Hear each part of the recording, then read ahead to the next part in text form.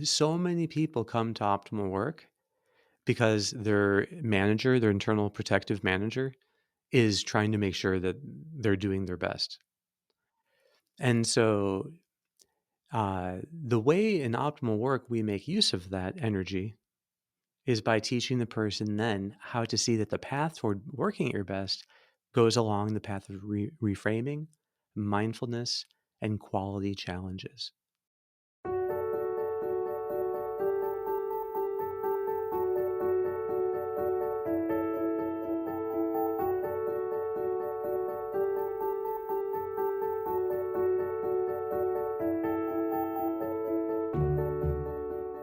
Hey, this is Sharif here with another episode of the Golden Hour, joined by Dr. Kevin Majors.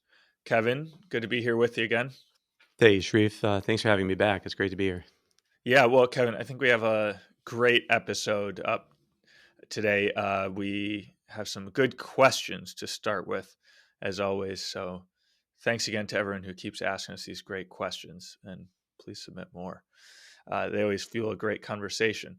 So, Kevin, let me just start with what I think is a really tough one, and I share this concern as well.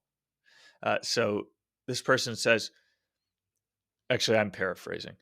I struggle to limit my internet use. I habitually fall back on it in odd moments. I want to be productive instead. How can I do that? Okay, that's a great question. So the person saying that he's using the internet too much, Yeah. um, how would we know whether that's the case? Like, how much is too much? Yeah, how much is too much? Like, I'd like to know But more about like what exactly is the concern here. okay, I think I can infer a little bit that it's not that there's too much time is being invested. I don't know if you could ever say, oh, a person should only spend 90 minutes on the internet or something. But I think the point is that this person, and I include myself here as well, uh, you know, do things that aren't productive on the internet, like scrolling through Twitter or scrolling through Instagram. Where okay, this is just not a good use of my time. So doing that at all is too much. Exactly. So my guess is that the impulse this person has to use the internet is playing some valuable role in the life of that person. So I would approach these things always from like the first standpoint is how can we be understanding of the dilemma that this person has? So on the one hand, there's something valuable that the internet time is doing for him or her. I don't know if it's a man or woman, but that is counterbalanced by it sounds like an inner critic, dare I say, that is telling them this is too much. So on the one hand, there's like the good role that they see the resting on the internet doing. And then there's another part of them, which is probably a part that tries to manage their use of time and maybe can be a bit of a taskmaster that is trying to contain the use of the internet. So there are these opposing forces, it sounds like, in the person. Now, both of them are important and make sense. Probably the part of the person that thinks that they need to rest is correct. Yeah, they do need to rest probably from time to time at least. We all do. We can only go 90 minutes or so working before we do really need a break. So I'd like to see is that part of what's going on here that the part of them that needs the rest is right. Maybe the way of resting isn't helpful, but at least that need is right. And then part of them that likes to be managing their use of time has a good point too. And is also an important thing that needs to be heard and listened to. But it may use methods of being a taskmaster or a harsh critic that end up making this person feel like they're stuck always in a dilemma in their mind. Do you think that could be part of what's going on? Yeah. So you're saying they have these two opposing forces, and they both have a point. There's a and Yeah, so how do you navigate that then? It's like the part that wants to rest is, yeah, that's valid, you wanna rest, but maybe do it in a better way, and the manager so you're kinda seeing that there are, like, 2 people inside this one person. I think that if you try to be understanding with a dilemma, you're using your right brain and it's going to see the participants as living, speaking entities because everything from the point of view of your right brain is alive and is an entity. So just being curious about like whenever a person has a dilemma, they can bring curiosity to who's speaking. Who are the interlocutors? In this case, we've kind of identified maybe there are two. Okay, let's hear them out. What's it like when they're fully heard? Okay, that's the first step of being understanding. And it's what you do for people outside of you, and it's what you do internally too. So to be able to like see what is then the next step, what are they afraid of? Okay, so the part of them that says, oh, like, that kind of is pushing them to waste time on the internet. That part you could ask yourself, does it have a fear? And probably there is something it's afraid of, and that thing is a feeling. There is some way that the person could feel that would just seem intolerable. And so this sounds like a strategy for getting rid of a feeling, numbing oneself. And so the feeling could be frustration in work. And so that like whenever the person gets frustrated, then this thing swoops in. Oop, time for distraction. Better. This is what drives addictions. So it is the kind of this response of swooping in to try to put some unwanted feeling back in captivity, like to push it inside. Uh, just out of curiosity, Sharif, what do you think might be the kind of feeling that this person is trying not to feel? My guess is some type of boredom. I think if I'm putting myself in that person's shoes, that yeah, it's just you kind of want, especially I don't know, maybe you don't like this label of like type A personalities. Maybe that's opening up a whole can of worms, but I think sometimes people, you want to do stuff, you want to feel productive. So it's kind of a paradox. Like you want to feel productive by doing something, so you don't just want to take a break and do nothing. But then it's funny because then the manager is then going to criticize you for actually you're not being productive because you're not doing, you're just wasting time. So I don't know. Yeah. So it could be then that that feeling of boredom really trips their manager into high gear. It's like, oh, we have to be making better use of this time. So that the manager is trying to prevent the feeling of boredom because that's a sign it's failing in its job of keeping them busy. And then this other part of them might be swooping in to take away boredom by entertaining them. But that's only going to make the manager part of them worse, isn't it? And it's gonna be like now they wasted time in entertainment. That's worse than being bored. And then it's gonna swoop in and drive them to work more. You know, my guess is that it's not simply boredom though, that there's something that happens when they're overworked. And maybe it's a feeling of being worn out, overwhelmed, tired, frustrated. There's more to it that it really is for them the trigger for like I need to like dive into Twitter for until my brain feels like it's normal again. Yeah.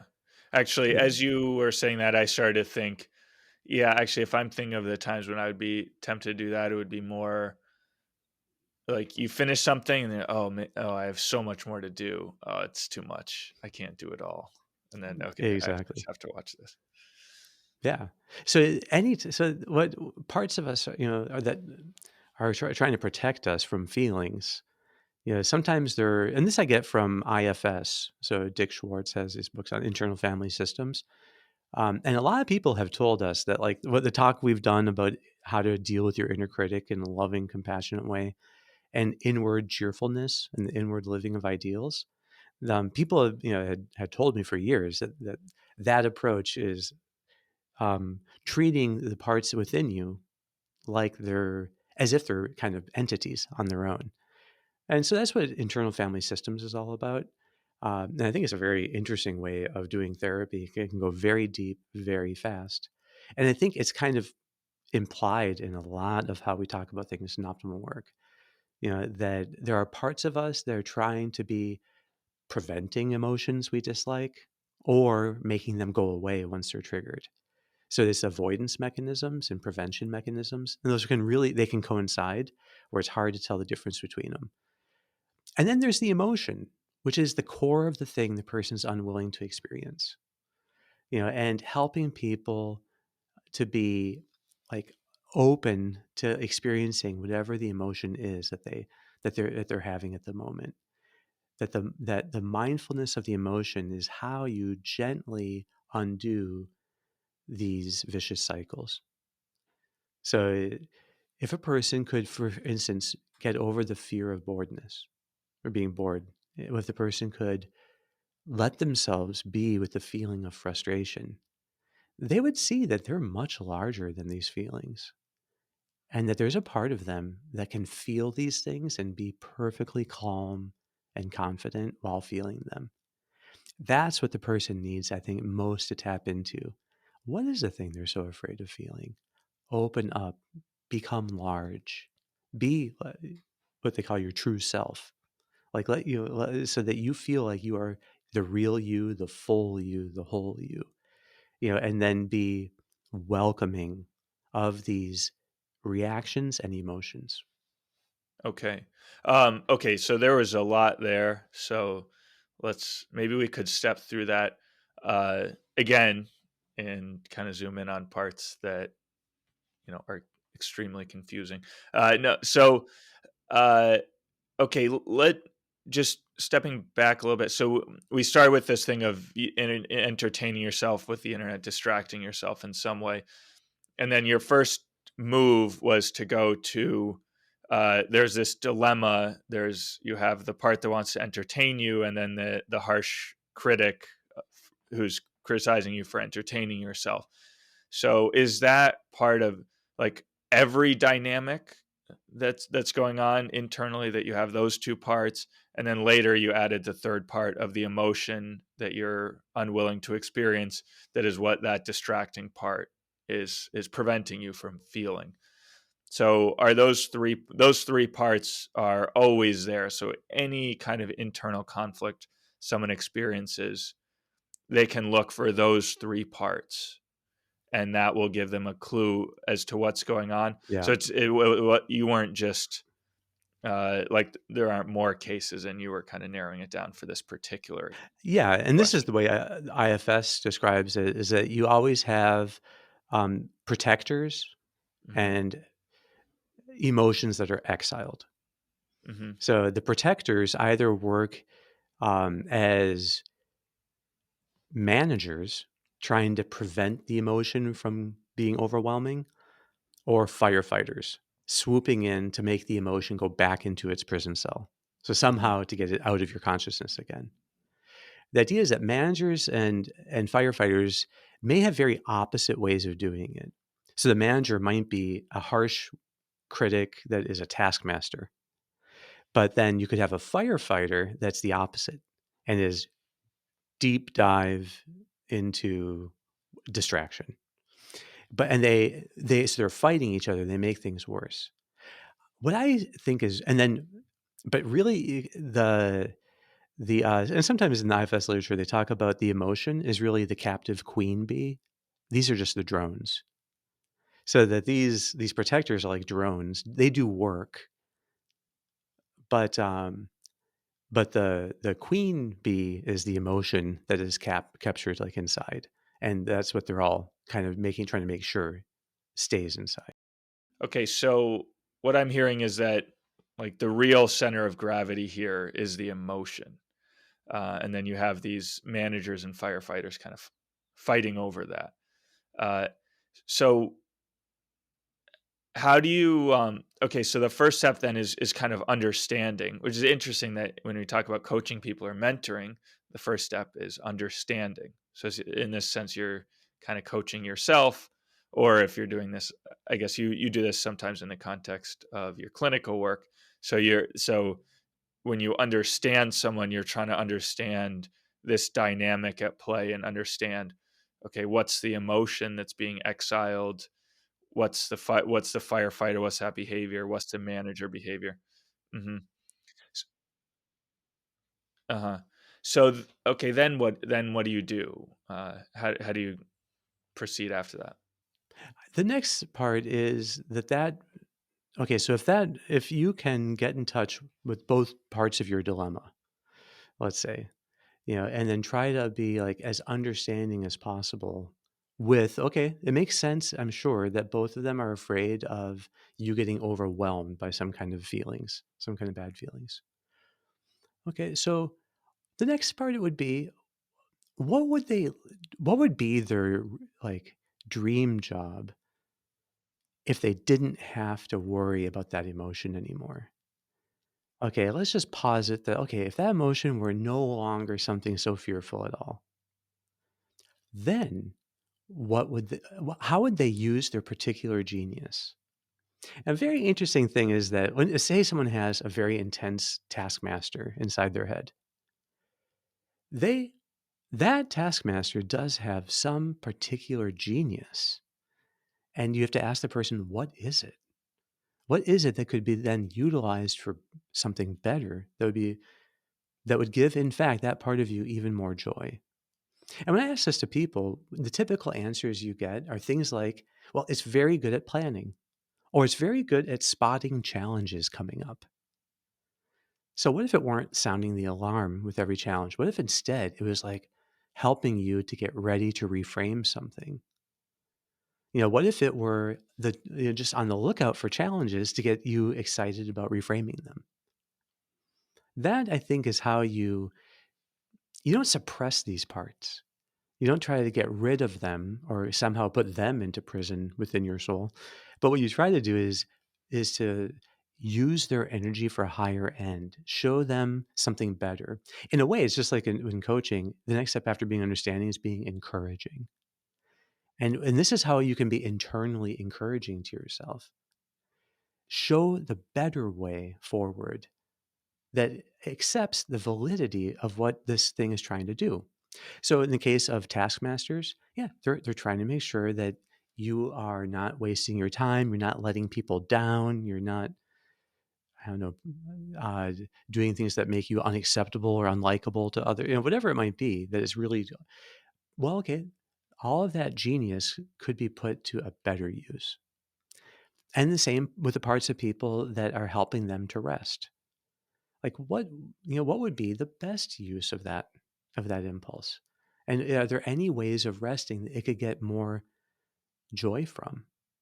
And I think a lot of times what happens is people see that there is a part of themselves that can be deeply playful and joyful that they do need to bring into their life more. And that's what they're trying to tap into then. So in all these cases, it's about integrating all of us back into our full self. And then using, so that if things have gotten shunted into these vicious cycles, these patterns, that people can get really trapped in vicious cycles of like one part responding to another part, and it just gets a life of its own. This is the way to get out of it. So, okay, so you have these three parts, say in this example we gave based on the question of a person entertaining themselves too much on the internet. So you have the exile, which is maybe the anxiety about or overwhelm feelings or fear of failure or something like that. And then you have the other part that just wants to distract the person with the internet. And then you have the third, that's called the firefighter, right? In this internal family systems framework. And then you have the third part, which is the task manager, which kind of gets it both wants to manage the anxiety, prevent it from coming out, but also gets mad at the firefighter for wasting time Mhm. entertaining itself. And it's almost, it seems like this question is being asked by the taskmaster in I a way, think like that's it's right. coming very much from the perspective of the taskmaster. And that's exactly, so many people come to optimal work because their manager, their internal protective manager, is trying to make sure that they're doing their best. And so the way in optimal work we make use of that energy is by teaching the person then how to see that the path toward working at your best goes along the path of reframing, mindfulness, and quality challenges. Interesting that none of these parts can on their own reframe. So reframing can only be done by the whole, by the true you, the full you, the real you. So the true self can always reframe because you are the wider context that everything gets seen in. And you're not destroyed by emotions. Emotions are just a part of your experience. It's not the whole thing. So you can learn to experience your emotions for what they are, just as an emotion that yes is not comfortable, but neither is it actually destructive of the self. In many real ways, the self is indestructible. The self is like this awareness that we can have where we are not the same thing as our anxiety. We are not the same thing as our thoughts. Those can come and go, but the self stays. The self is permanent. So we have this deeper self. Everything in optimal work is about bringing that true self to work and life. It's about how do you engage in your real life and the challenges there, bringing your full self to them. How do you know that you're like are in that space of being your true self? Well, because you can be curious and cheerful and connected to others with bonds, that you can have ideals, these that you're stretching yourself towards. These deeper things we talk about in optimal work are actually crucial. Interesting that people who are just guided by their taskmasters or managers don't initially see the necessarily the attractive power of that. But at some point people will get this aha moment where they realize that when they really are practicing reframing and mindfulness and quality challenges, how much more joyful and powerful their work is. Yeah, and then how their work brings out the best in them. Because really only the full you can go into flow. Like flow is the most integrated part of our ability to act. So really getting people to work at their best is getting them to work as their true self. But the hard part is these taskmasters, they don't like to let go of the driver's seat. And so they're you have to be patient with them to understand what they're after, what they're afraid of, and then gently show them how to reframe that no, there's a better way of doing this. And there's and so that and in this case, there are ways where your work can make you stronger. And they have to like be able to see that. Hmm.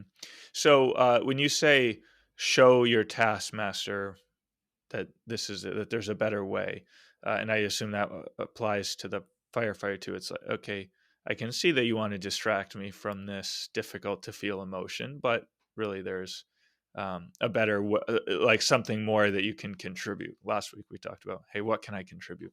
Um, so what? How do you show this part of you that?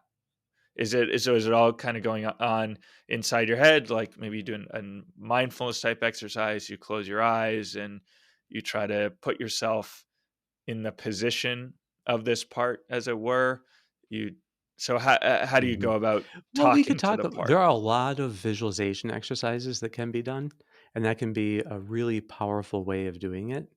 But what I would say here is that it's enough that you get in touch with that concern, the concern of the protector or manager.